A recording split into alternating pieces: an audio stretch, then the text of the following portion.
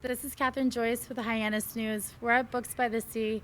We're about to meet with the owner, Tom Phillips. He was a victim of a terrible scam, and he's going to tell us a little bit more about it. Can you tell us a little bit about what happened?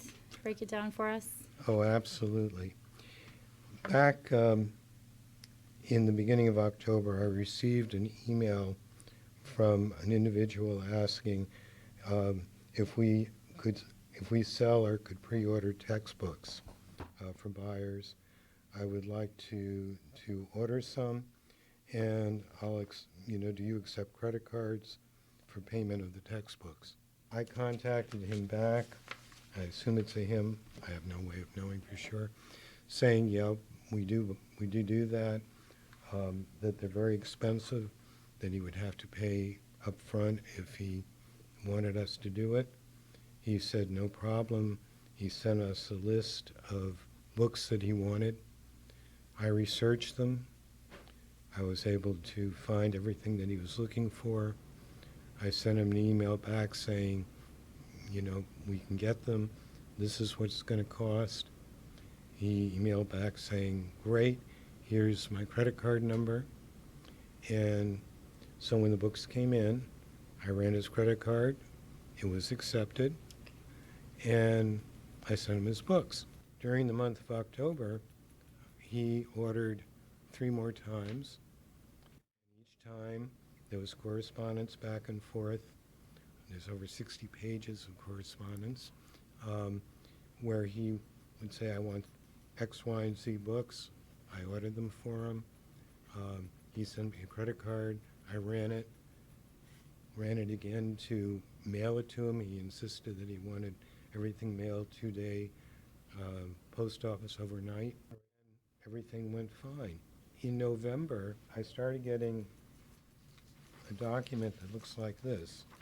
This is called a chargeback. And what this is, the company that handles my credit cards, the credit card machine, when I put a card in, it goes through them. They send it off to the bank. The bank says, no problem. They let me know it's been approved, and I make the sale.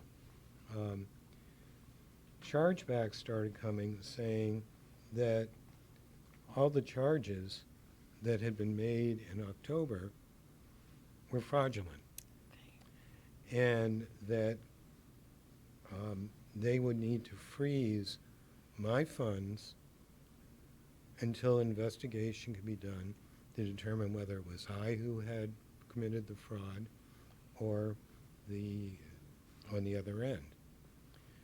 So as you can see, there's an appeals process that you can go through if you feel that this shouldn't happen. I sent over 60 pages worth of documents, all the emails, the receipts for the mailing, the slips off of the credit card machine, sent them off and lost on all of them. And the reason that I lost is that the credit card company did not know when they approved that the credit cards that were used had been stolen. Okay.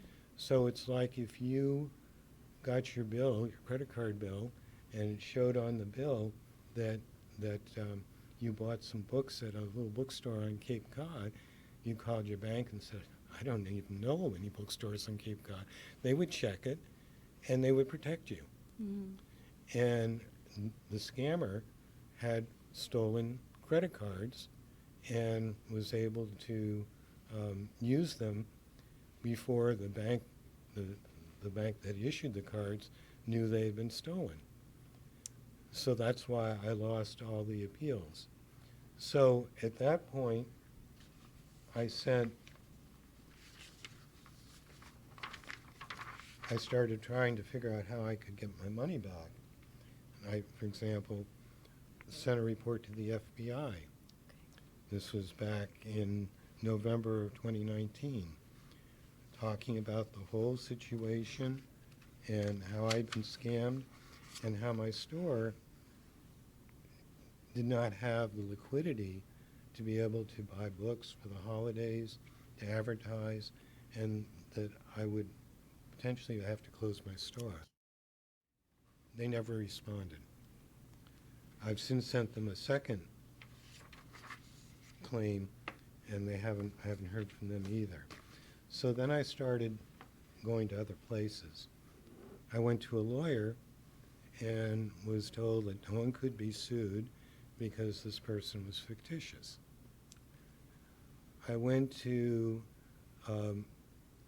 I contacted the Secretary of State's office, their fraud unit, and was informed that they only deal with individuals. I contacted the district attorney's office and was told to send a claim into the Federal Trade Commission, which I did, never got a response. I contacted Elizabeth Warren's office, left a message, never got called back, because she's busy. I went to my insurance company, thinking that they should cover me. And what they informed me was that because the books were not physically stolen from the store, they weren't going to cover it. They called it,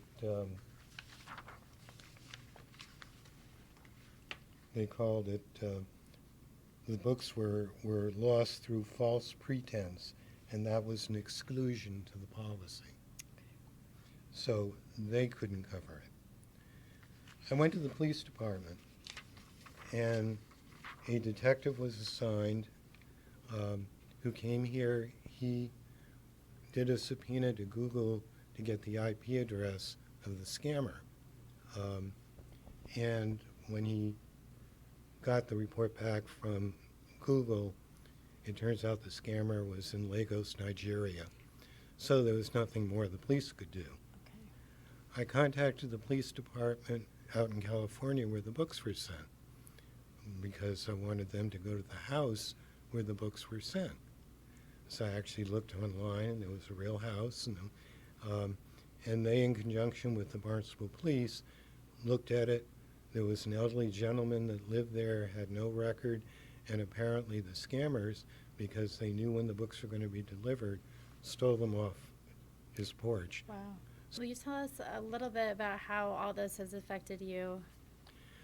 Well, it's put a real strain financially. I had to use my personal savings to keep the store open over the holidays. I didn't want to lay off my staff. This is a bad time of year to do that.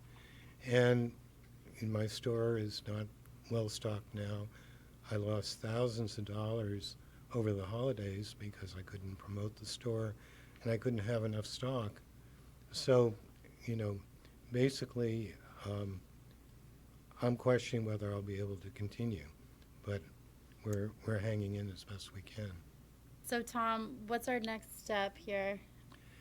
Well, interestingly enough, the detective that I was working with suggested that I should try to use social media to get support for the store, because we've been a part of the culture of the Cape Cod since 2002. We've done fundraising for the Red Cross. We've done fundraising for Champ Homes. We've done for capabilities. And, people know us. And hopefully they'll come and buy books or whatever. I'm in the process of trying to set up a GoFundMe page. And hopefully that will be up and we may be able to get some support that way. Would you mind if we do a second part to this and check in on you and see how everything's going and share it with our viewers with Hyannis News? I've got to tell you, I am very grateful to you folks because I've hit so many stone walls, and to have people come forward that are really willing to try to help, it means a lot to me. So you can come back as often as you want. Oh, we appreciate that for sure. You are working on a GoFundMe page, so we can share that with our viewers and Absolutely. get it out there. I just hope to have it up soon. Absolutely. Yeah. Well, we will be sure to share it for you and and check in on you soon, okay? Hey, Emily thanks you too. She's been great. Thank you so much. Talking about her. Oh, she works here. People will come just to see her and not buy any books. Fair. She's But great. it's only right. In part 2, we're going to check in with Tom and see how he's doing. He tells us he's going to set up a GoFundMe page. We're hoping to share that to see what we can do to get him some help. Reporting in front of Barnstable Police Headquarters for Hyannis News, Katherine Joyce.